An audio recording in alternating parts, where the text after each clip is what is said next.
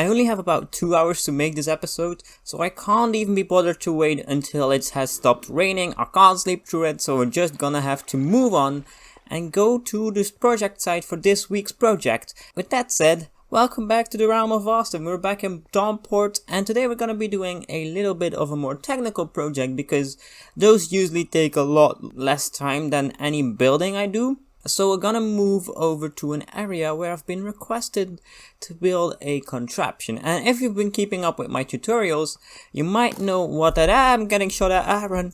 We're gonna take a shortcut over here. I've got a project that I've been tasked to do by Mr. Raskhol himself.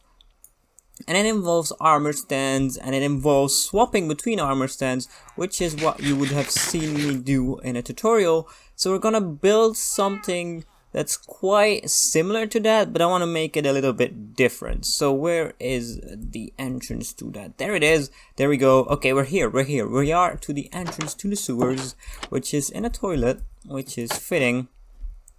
And this is where I've built one of my previous redstone projects, which was the keycard locked door, which I also did a tutorial on. So here we are. This is the door. We just need to throw our keycard on here. We'll open the door. We will get our keycard back. There we go. And we need to make a cloakroom right over here. So I've set up some stuff over here. And basically we need to move these armor stands over there and make them automatically equip. And we need to be able to select which one we can use. So I'm gonna start building this thing, and then I'm gonna, well, explain everything as it comes together. Okay, first part is done. So we put some arrows in here, and then we shoot the armor stand, and then they should end up in this hopper. Okay, let's try that with some armor on. So let's put some armor on this bad boy, and then let's put another arrow in here. I only have a limited supply of arrows, so we'll do it this way. Oh, that's a problem. Will glass work? Glass will work. Okay, we'll put some glass in front, and that will stop it. The rest came up here.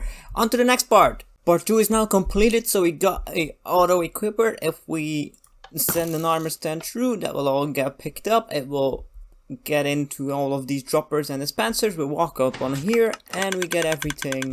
Except that's not what we want. No. Okay, so we need to filter out the armor stand, so we'll put an item filter over here. That is now in place, so let's try this again. Let's put another arrow in here. Only 59 arrows left.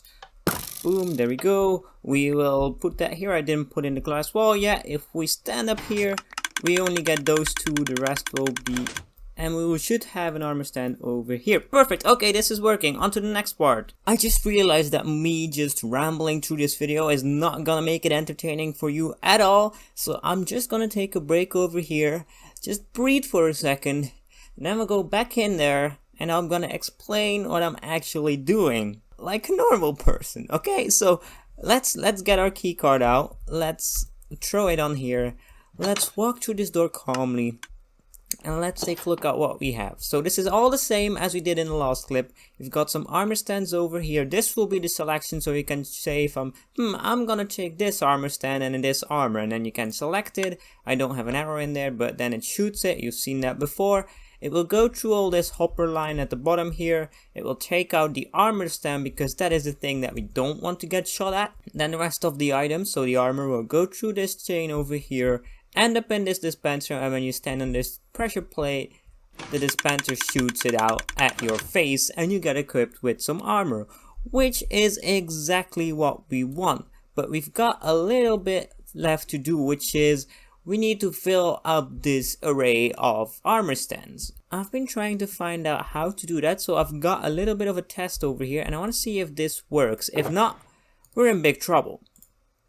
So let's see if this works. This was the whole concept. So we've got this over here, which is an exact replica of this, and then on one side we've got an armor stand that will be equipped with the new armor, and we want to push that into the line. So I want to see what happens when we actually power this. Oh, that's disappointing. Okay, that's good to know. But what if we get rid of this armor stand, we put a carpet here? Okay, that's better, that's cool. How can we make the armor stand stop moving forwards? Because if one armor stand is in place, we don't want to, well, we don't want it to take up a place that's already been used, right? How do we do that? To say we can stop the armor stand from moving past this one, for example, by placing some kind of block over here. We can place like a fence gate or something over here. So we got something like this set up. If we do, then it will stop. See, so it will stop. But the problem is, say that this is an empty space, the armor stand won't go to this one. That's a problem. How do we fix that problem? Now, in normal circumstances, I will make the design as efficient as possible and make it use minimal of resources as I can. But since I'm with a time limit and I don't really have any idea on how to do it, I'm constrained with the size of this building, because behind this wall over here, behind this wall, there's the sewers. If we come up here and if we break a little bit of blocks, you can see there's blocks here that have been built. This is, I can't go any further than this. Otherwise, I would have a couple of solutions on how to refill the armor stands.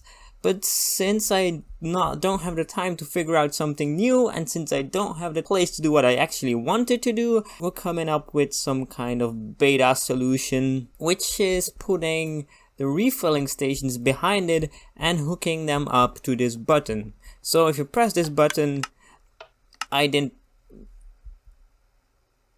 was weird. That shouldn't have happened. I know why it happened. Okay, that's something we need to fix. We'll figure that out later, but what I've got done, so we've got the refilling station back here, which means that all of these will have to be filled to the brim with armor stands, which is not efficient at all, but that's what I've got to work with. Also, we need to fill these up with arrows, and then we need to put a chest down here to collect the armor stands, since we're not going to reuse them from here, which was my original plan, but oh well. And then as for filling them up, like putting armor on them, you can just walk up to them and put your armor on an empty one, and then click the button to get some armor off another one. I'm gonna fix this whole system, make it use its full capacity, because there can be 5 armor stands here, and then we'll take a look at it and see if it actually works, because this one doesn't. I've stocked up the whole system, so I think it's time for a test run. So let's say we are a person walking into this building, we take off our clothing, we put it on an armor stand. Come on, put it over here, put it on an armor stand. There we go. We got my armor. We say, okay, I wanted this one. There we go. It will get in there. It will get into this, and then we just stand up here and we get equipped. Okay, that's a bit weird. Yeah, that's better. Okay, let's try this one more time. Oh god, redstone is so fun sometimes. Okay, so I place all of this in here. I want this. Perfect. There we go. Okay, so that worked. So now if we want to take this, put it back on here, and I want to get my armor back. Work, please. Yes, yes, yes, it works. Okay, perfect. So this works. It worked twice in a row, which is good enough for me. It's now time to fill this whole place and make it look a little bit more decent, because I've been neglecting the aesthetics, I'm not gonna lie. I did as much as I could, but my time has run out. I'm gonna leave the rest up to Raskhol to design for himself, because, well, all of this needs to be done anyway, so he can probably integrate this as well. But I've started up, I covered up all of the redstone, and I've made this little bit a little bit more clear. I might put some signs down on how to use it, because it's not that obvious.